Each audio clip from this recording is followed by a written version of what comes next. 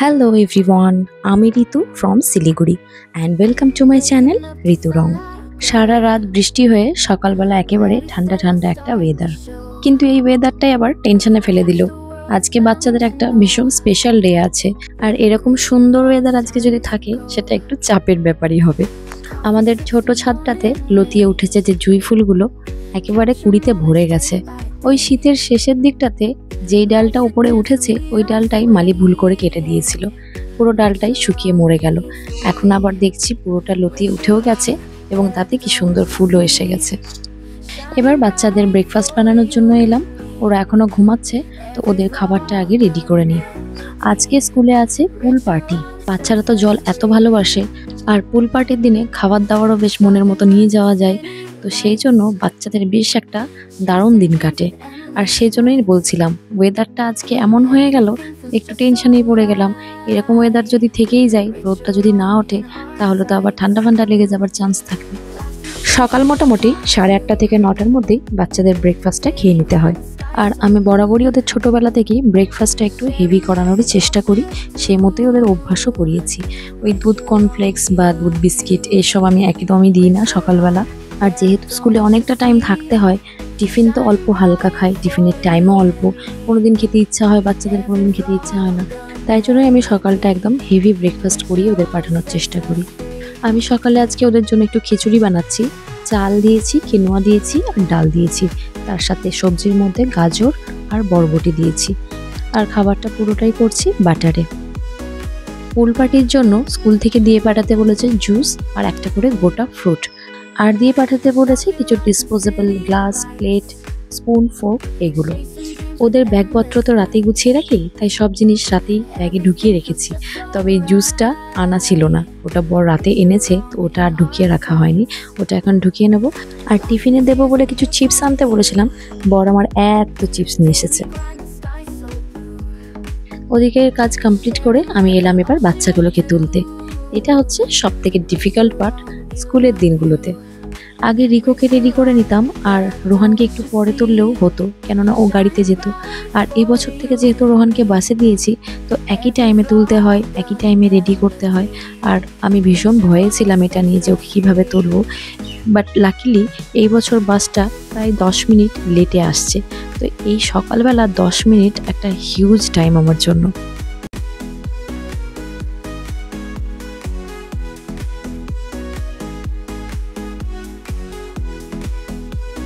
Back to the kitchen. এবার বানাচ্ছি বাচ্চাদের স্কুলের টিফিন। ওদিকে বাচ্চারা খাচ্ছে, ওর আন্টি ওদের খাইয়ে দিচ্ছে। আমি ততক্ষণে ঝটপট করে ওদের টিফিনটা বানিয়ে নিচ্ছি। এই টিফিনটা বেশ কয়েকদিন ধরে বানাচ্ছি, বাচ্চাদের খুব পছন্দ হয়েছে। এটা বেসিক্যালি মাখানার পাউডার। তো ওটার সাথেই ডিম, একটু নুন, একটু দুধ এইসব মিশিয়ে আমি একটা ব্যাটার বানিয়ে একটু প্যানকেকের মতো করে দিই। তবে চিনিটা দিই না, কখনো নুনটাই দিই, কখনো ওপর দিয়ে হানি দিয়ে দিই। তো বাচ্চারা বেশ পছন্দ করে। আজকে আর টিফিনে কোনো ফল দিচ্ছি না, ফল তো আমি গোটা দিয়ে দিয়েছি। ম্যামরা ওখানে ওদেরকে প্লেটে করে দেবে অনেক রকম ফ্রুট একসাথে কেটে টেটে। তো আজকে ওদের পছন্দের কিছু চিপস দিয়ে দিলাম। প্রত্যেকবারই পুল পার্টিতে আমি ওদের চিপসটা দিই, এটা ওদের অ্যালাউ থাকে, আর একটা দিন ওরা খুব মজাও পায়। এই যে রেডি করে ফেলেছি ছানাপোনাদের। আজকে বিচ ওয়্যার বা সামার কুল ড্রেস, তো সেই মতোই ড্রেস পরিয়ে দিয়েছি। আর রোহানকে পরাতে চেয়েছিলাম এই অরেঞ্জ কালারের বিচ ওয়্যারটা, বাট এটা ওর প্যান্টটা কোমরে খুব লুজ, কেননা ওই দড়িটা শুধু শোয়ের জন্যই আছে, বাঁধার জন্য না। তো ফার্স্ট টাইম পরাতে গিয়ে দেখি কি ওর কোমরটা তো এতই সরু, এতই পাতলা, বেচারার কোমর থেকে প্যান্ট গড়িয়ে পড়ে যাচ্ছে। তো আবার ড্রেসটা চেঞ্জ করে দিলাম, মাকে দেখালাম। তাই মা বলছে একটু আগে দেখলে ফট করে আমি সেলাইটা করে দিতাম, পড়ে যেতে পারতো ছেলেটা। আর কি করা যাবে, সময়ের বড্ড অভাব। আর ভালো জিনিসের মধ্যে যেটা হয়েছে, রোদটা উঠে গেছে আজকের জন্য, যেটা খুবই দরকার ছিল। তো এখন বাচ্চাদের একটু সানস্ক্রিন লাগিয়ে দিচ্ছি ভালো করে, যেহেতু সারাদিন বাইরেই থাকবে ওরা। আর রোদ ওঠা মানে তো বুঝতেই পাচ্ছেন, এখনকার রোদটা চড়া, আর তার সাথে জল, সাংঘাতিক ব্যাপার হবে আজকে। জানি যখন আসবে হয়তো চেনাও যাবে না, এমন কালো হয়ে পুড়ে যাবে। এখন পরে নিচ্ছে কিছু অ্যাক্সেসরিজ, যেমন টুপি আর সানগ্লাস। রোহান কিছুতেই সানগ্লাস পরবে না, তো ও ঠিক সানগ্লাস পরে কমফোর্টেবল না, তাই জন্য ও বললো সানগ্লাস নেবে না। আমিও জোর করলাম না, আমি জানি সানগ্লাস নিয়ে গেলে হারিয়েই আসবে, তার থেকে শুধু টুপি পরেই যাক। ছানাপোনাদের সুন্দর করে সাজিয়ে গুছিয়ে নিয়ে বেরিয়ে পড়েছি। রাস্তা তো একটুখানি এই 100-150 মিটারের মতো, কিন্তু সকালটা এত হুড়োহুড়ি থাকে, দুটো ব্যাগ আর দুটো ছানাকে নিয়ে আমি একেবারে অস্থির হয়ে যাই। কোনো রকম ওদেরকে গাড়িতে তুলে রাস্তা পর্যন্ত আসি আর কি।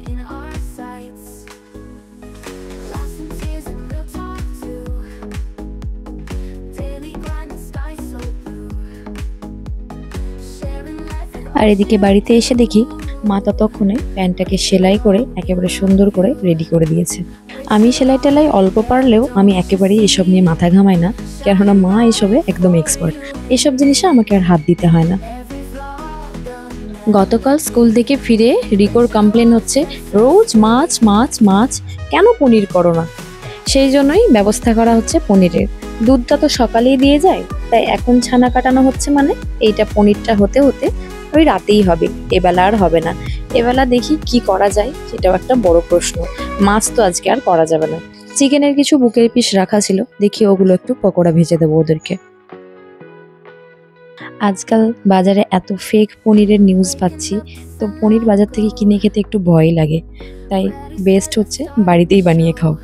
আমি আবার গতকালই একটা আর্টিকেল পড়লাম FSSAI এর, তো ওখানে বলছে 83% পনির নাকি বাজারের ফেক।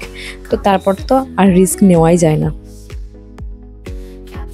ছানা কেটে যাবার পর পুরোটা ঠান্ডা হলে এইভাবে একটা কটনের কাপড়ে পুরোটা ঢেলে নিয়ে সমস্ত জলটা যতটা সম্ভব চেপে বার করে দিলাম, এবং এরপরে একটা আমি ওই শিলের যে পাটাটা হয় ওটা একটু বসিয়ে রাখলাম যাতে একটু ভারে বাকি জলটা চলে যায়। তারপর মা বলল পুরো শিলটাই নাকি ওর ওপর বসিয়ে দিলে তাহলে ভালো হয় আরো, তো সেটাই করলাম। এখন এটা থাক, একেবারে বিকেল সন্ধ্যের দিকে দেখবো এটা কি অবস্থায় আছে। এবার চলছে বাচ্চাদের জন্য লাঞ্চের প্রিপারেশন। বুকের পিসগুলোকে আজকাল ছোট ছোট করে পিস করে পকোড়া ভেজে দিলে বাচ্চারা খুব সুন্দর খায়।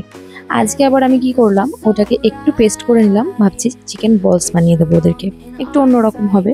আর এর সাথে একটু সবজি ডাল করে নেবো, ব্যাস তাহলেই বাচ্চাদের একদম পারফেক্ট হয়ে যাবে। আজকে পেয়েছি শুভঙ্করকে ফাঁকা, সাধারণত শুভঙ্করকে বর নিয়ে বেরিয়ে যায়, তো আজকে ওকে পেয়েছি যেহেতু আজকে ভাবছি চট করে আমার একটা কাজ করে আসি।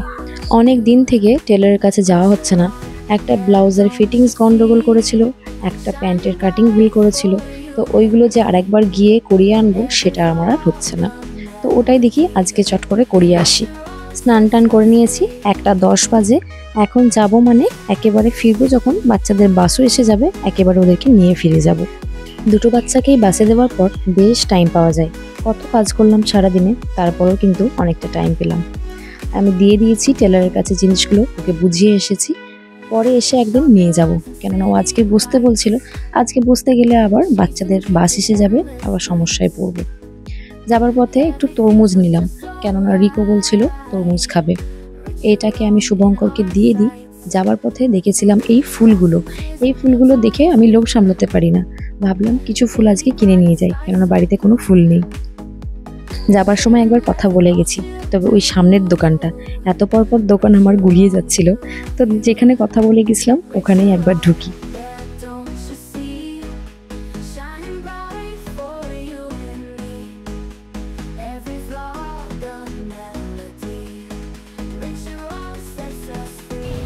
আর এইটাই পিঙ্ক পিঙ্ক আছে, এটা একটা দাও না, সব মিক্স করে দাও একটা করে। চলুন, আমার ফুল টুল কেনা হয়ে গেছে, অনেক নতুন নতুন ফুল দেখলাম, লোভ সামলাতে না পেরে নিয়ে নিয়েছি।